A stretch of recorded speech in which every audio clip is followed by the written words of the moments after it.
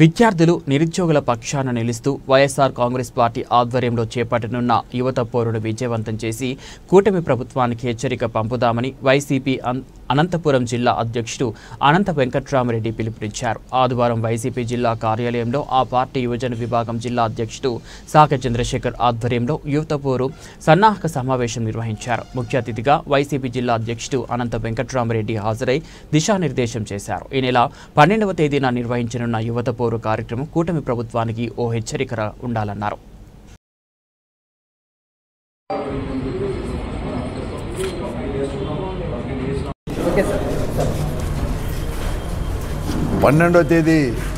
ఈ నెల 12వ తేదీ బుధవారం జరగబోయే వైఎస్ఆర్ కాంగ్రెస్ పార్టీ ఆధ్వర్యంలో యువత పోరు అనే కార్యక్రమాన్ని విజయవంతం చేయాలని చెప్పేసి అనంతపురం అసెంబ్లీ నియోజకవర్గం జిల్లా కేంద్రంలో అనంతపురానికి సంబంధించిన వైఎస్ఆర్ కాంగ్రెస్ యువజన వైఎస్ఆర్ కాంగ్రెస్ పార్టీ నాయకులు చంద్రశేఖర్ కానీ అందరూ కూడా ఇక్కడ సమావేశం ఏర్పాటు చేయబడింది. అందరూ చెప్తాం, ఎందుకంటే ఈ రాష్ట్రంలో కూటమి నాయకత్వంలో చంద్రబాబు నాయకత్వంలో కూటమి ప్రభుత్వం ఏర్పడి 9 మాసాలైంది. ఈ 9 మాసాల్లో అనేకమైన హామీలు, ఒక సూపర్ సిక్సే కాదు, అన్ని వర్గాల ప్రజలకు అనేకమైన హామీలు ఇచ్చి వారిలో ఆశలు నెలకొల్పి రెచ్చగొట్టి ఓటేసుకొని గద్దెనెక్కిన వారు ఈ 9 మాసాల్లో కేవలం 1,30,000 కోట్ల రూపాయలు అప్పు రాష్ట్ర ప్రభుత్వం అప్పు తీసుకొని వచ్చి ప్రజలపైన భారం మోపింది. కానీ ఎక్కడ కానీ ఒక సంక్షేమ కార్యక్రమం తప్ప, అది అరకొరగా పెన్షన్లు ఇచ్చేది తప్ప ఏ కార్యక్రమం కూడా చేయలేదు. మరీ ముఖ్యంగా ఈరోజు అమ్మఒడి ఆ రోజు ఇస్తుంటే తల్లికి వందనం పేరు మార్చి అవి కూడా ఇవ్వలేదు. తల్లికి వందనం పెట్టారు.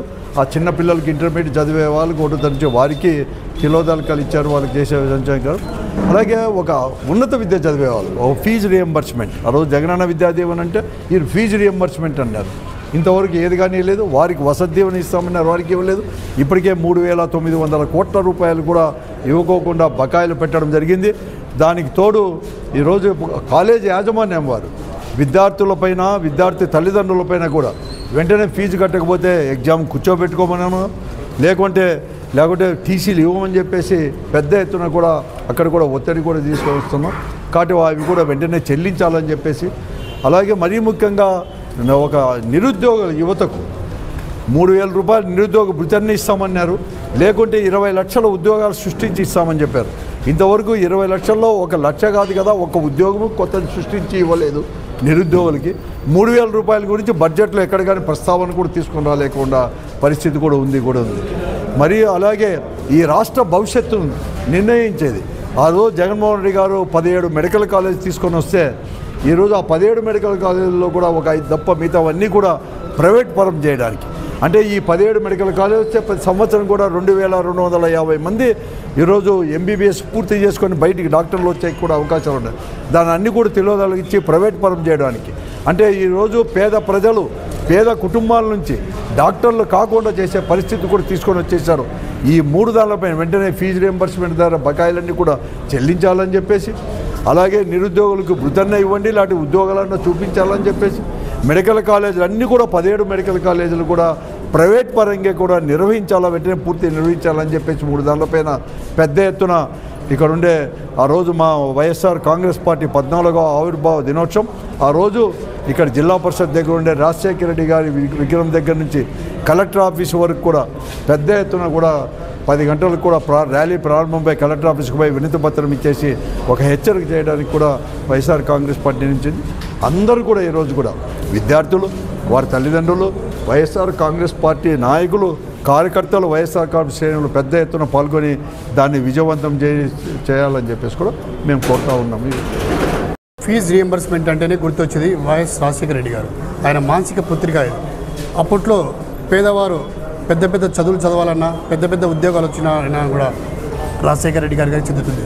మరి రాజశేఖర రెడ్డి ప్రభుత్వం తర్వాత చంద్రబాబు నాయుడు ప్రభుత్వం అప్పుడున్నటువంటి రియంబర్స్మెంట్ని నీరు గారుస్తూ ఎన్నో అప్పులు పెడితే మళ్ళీ ప్రభుత్వంలో ఆయన కొడుకు అయినటువంటి జగన్మోహన్ రెడ్డి గారు వాళ్ళ తండ్రి కంటే ఇంకా ఎక్కువ చేస్తూ ఆ రోజు ఉన్నటువంటి బకాయిలన్నీ కూడా చెల్లించి ఈరోజు వైఎస్ఆర్ కాంగ్రెస్ పార్టీ విద్యకు కానీ వైద్యానికి కూడా ఎంతో ప్రిఫరెన్స్ ఇస్తే ఎన్నో హామీలు ఇచ్చి సూపర్ 6 అనే హామీలతో పాటు విద్యార్థులకు కూడా ఎన్నో హామీలు ఇచ్చి ఈరోజు గద్దెకెక్కినటువంటి చంద్రబాబు నాయుడు గారు 3,900 కోట్ల రూపాయలు బకాయిలు చెల్లించుకోకుండా ఎంతోమంది విద్యార్థులను ఈరోజు ఇబ్బంది పెడుతున్న పరిస్థితి. దానికి సంబంధించి మా పార్టీ కాల్ ప్రకారం యువజన విభాగం అదేవిధంగా విద్యార్థి విభాగం కూడా ఈరోజు పెద్ద ఎత్తున ప్రోగ్రామ్ 12 జరగబోయే ప్రోగ్రామ్ పెద్ద ఎత్తున సక్సెస్ చేయాలని చెప్పనేసి ఈరోజు ఒక మీటింగ్ ఏర్పాటు చేసుకున్నాం. ఒకటే చెప్తున్నాం చంద్రబాబు నాయుడు గారికి. చంద్రబాబు నాయుడు గారు ఎన్నో హామీలు ఇచ్చారు. ఈరోజు కూడా మీరు మాకు తెలిసి మీరే ఒకటి అంటున్నారు, ఉంగరం పెట్టుకున్నాను, ఆ ఉంగరం నేను ఎన్ని గంటలు పని చేస్తున్నాను, ఎన్ని గంటలు పండుకుంటాను, ఎన్ని గంటలు లేస్తున్నాను అని చెప్పనేసి ఉంగరం పెట్టుకున్నారంట. మేము ఒకటే అడుగుతున్నాం చంద్రబాబు నాయుడు గారికి, ఆ ఉంగరం ఏదో నువ్వు ఇచ్చినటువంటి హామీల పైన అదేవిధంగా ఇలాంటి రియంబర్స్మెంట్ పైన అదేవిధంగా వైద్యకి సంబంధించి ఏదైనా కార్యక్రమాలపైన పెట్టుకుంటే బాగుంటుందని తెలియజేస్తున్నాం. నారా లోకేష్ గారు రెడ్ బుక్ అని చెప్పనేసి ఈరోజు ఎవరైనా నోరు తెరిస్తే ఎవరైనా వైఎస్ఆర్ కాంగ్రెస్ పార్టీ కానీ ఇతర పార్టీలు కానీ ఏదైనా క్వశ్చన్ చేస్తే వారిపైన కేసులు బరాయించి అదేవిధంగా ఇబ్బంది పెట్టే కార్యక్రమం చేస్తున్నాం. నారా లోకేష్ గారికి ఒకటే చెప్తున్నాం, మీరు విద్యార్థికి సంబంధించి ఆ రోజు ఏదైనా మీ తండ్రి గారు అయినటువంటి చంద్రబాబు నాయుడు గారు ఫస్ట్ డిఎస్సి పైన సంతకం పెట్టి ఈరోజు ఇంతవరకు నెరవేర్చలే. విద్యాశాఖ మంత్రిగా మీరున్నారు, మీకు ఒకటే తెలియజేస్తున్నాం, ఎవరికి కూడా ఉద్యోగం వచ్చిన పరిస్థితి కనపడలే, కానీ మీకు మాత్రమే మంత్రి ఉద్యోగం తీసుకున్నారు. మీరు ఇప్పుడు విద్యాశాఖ మంత్రిగా ఉన్నారు, మీకే తెలియజేస్తున్నాం లోకేష్ గారు, రెడ్ బుక్ అనేది పక్కన పెట్టి ఏవైతే మీరు హామీలు ఇచ్చారో హామీలన్నీ నెరవేర్చాలని చెప్పని మీకు అదేవిధంగా మీ కూటమి అయినటువంటి పవన్ కళ్యాణ్ గారికి తెలియజేస్తున్నాం. మేము ఒకటే చెప్తున్నాం, 12వ తేదీ జరగబోయే ఫీజు పోరును అదే యూత పోరును మేమంతా కూడా బలోపేతం చేసి యువత కానీ అదేవిధంగా విద్యార్థులు కూడా బలోపేతం చేసి పెద్ద ఎత్తున సక్సెస్ చేసి ప్రభుత్వాన్ని తల వంచి విధంగా ఈ కార్యక్రమం నెరవేర్స్తామని చెప్పి తెలియజేస్తున్నాం.